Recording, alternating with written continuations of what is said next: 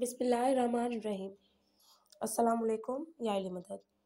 آج کی اس ویڈیو میں ہم جنگ ذات سلاسل کے بارے میں بتائیں گے کہ کب کہاں واقع ہوئی، مگر اس سے پہلے اگر آپ نے ہمارے چینل حسین اسٹوڈیو کو ابھی تک سبسکرائب نہیں کیا تو پہلے اسے سبسکرائب کیجئے اور بیل آئیکن کو لازمی دبائیں۔ شام میں ایک وادی یابس ہے۔ وادی یابس کے لوگوں کو جب قریش کی شکست کے واقعات اور مسلمانوں کی فتوحات پتہ چلی تو انہوں نے 12,000 کا لشکر تیار کیا اور قسمیں کھائیں کہ جب تک ہم رسول خدا اور مولا علی علیہ السلام کو قتل نہیں کریں گے سکون سے نہیں بیٹھیں گے اور جنگ سے بھاگیں گے نہیں۔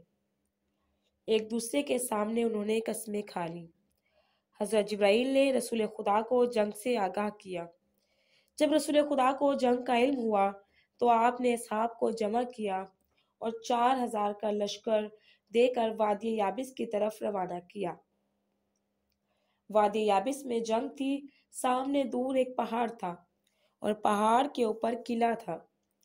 دستے آتے، لشکر اسلام پر حملہ کرتے اور قلعے میں چھپ جاتے اور تازہ دم فوج آ جاتی۔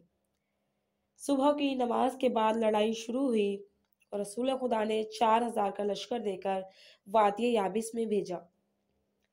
جب حضرت ابوبکر لشکر لے کر وادی یابس پہنچے تو مشرکین میں سے چند لوگ آئے اور کہا کہ اپنا تعارف کرواؤ۔ حضرت ابوبکر نے کہا کہ مجھے رسول خدا نے بھیجا ہے اور میں آپ کو دعوت اسلام دینے آیا ہوں۔ ان لوگوں نے کہا اگر ہم اسلام قبول نہ کریں تو؟ کہا کہ پھر جنگ کرنے کا حکم ہے۔ مشرکین نے نہایت غصے سے کہا کہ کیا تم جنگ کرو گے؟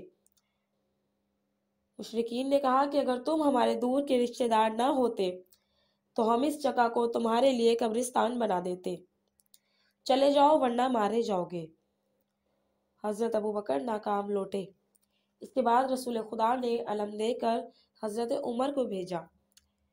مشرکین نے یہی کہا، ان کو بھی کہا کہ تم جنگ کرو گے، تو حضرت عمر بھی واپس آ گئے اور رسول خدا سے کہا کہ وہ تعداد میں ہم سے زیادہ ہیں، ان کے پاس اسلحہ ہے اور وہ قد آور بھی ہیں، ہم ان سے مقابلہ نہیں کر سکتے۔ جب لشکر اسلام دوسری مرتبہ ناکام واپس لوٹا تو پیغمبر نے کہا کہ اب علی میرا بھائی جائے گا، مجھ سے اللہ نے وعدہ کیا ہے کہ علی کے ہاتھوں فتح لکھی ہے۔ جانے سے پہلے رسول خدا نے فرمایا، یا علی ایک وصیت یاد رکھنا کہ رات گزرنے کا انتظار کرنا، رات کو حملہ نہ کرنا۔ مولا علی کا تو سینہ جلال سے بھرا ہوا تھا کہ میرے ہوتے ہوئے مشرکین یہ کہیں کہ رسول خدا کو گرفتار کریں گے، رسول خدا کو قتل کریں گے۔ رسول خدا نے فرمایا، مجھے پتا ہے کہ آپ کا سینہ جلال سے بھرا ہوا ہے، اور 4,000 کا لشکر دے کر روانہ کیا۔ وہ لشکر پہلے ہی 2 مرتبہ جانے سے تھکا ہوا تھا۔ مولا علی علیہ السلام نے گھوڑوں کی رفتار تیز کر دی۔ 2 دن کا سفر 1 دن میں طے کیا۔ مولا علی جب آئے تو مشرکین میں سے چند لوگ آئے اور کہا کہ آپ جو بھی ہیں واپس چلے جائیں۔ مولا علی علیہ السلام نے فرمایا کہ جو جانے والے تھے چلے گئے، میں تو تمہیں دفن کر کے جاؤں گا۔ انہوں نے کہا کہ آپ کون ہیں؟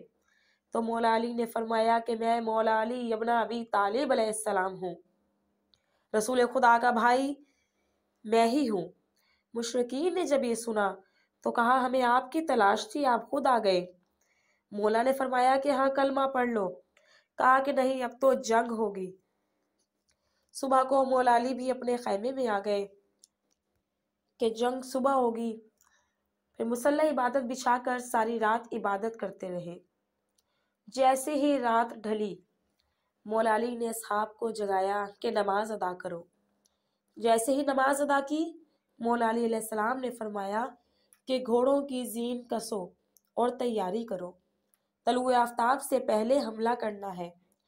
نماز پڑھنے کے بعد لشکر اسلام نے حملہ کیا۔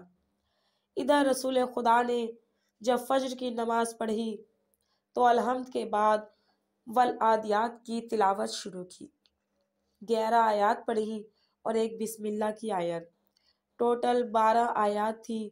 نماز کے بعد لوگوں نے پوچھا کہ یہ کون سا سورہ ہے؟ تو رسول نے فرمایا کہ ابھی نازل ہوا ہے، جبرائیل لائے ہیں، اس میں اللہ نے گھوڑے کی قسمیں کھائی ہیں۔ جب علی حملہ کرنے لگے تو جو ان کے گھوڑوں سے چٹانوں سے ٹکرانے سے چنگاریاں نکلی تو اللہ نے اس کی قسمیں کھائی۔ یہ سورہ ذات سلاسل کے موقع پر نازل ہوا۔ مولا علی نے حملہ کیا، تلوار چلتی تھی اور سر گرتے جاتے تھے، اور 12,000 کا لشکر کچھ دیر میں ختم ہو گیا۔ سورج طلوع ہونے سے پہلے ہی فتح ہو گئی۔ تمام لشکر کے لوگ مارے گئے، چند ایک سوا تمام بچوں اور عورتوں کو قید کر لیا، اور اس جنگ میں بہت سا مال غنیمت ملا۔ جب مولا علی علیہ السلام فتح کر کے آئے تو رسول خدا مدینے سے باہر پہنچے اور بھائی کو گلے لگایا اور مبارکباد دی کہ بھائی یہ جنگ فتح ہوئی، تمہیں مبارک ہو۔ اللہم صلی علی محمد وعلی محمد۔ مزید معلوماتی ویڈیو دیکھنے کے لیے ہمارے چینل کو سبسکرائب کرنا نہ بھولیے گا۔ شکریہ۔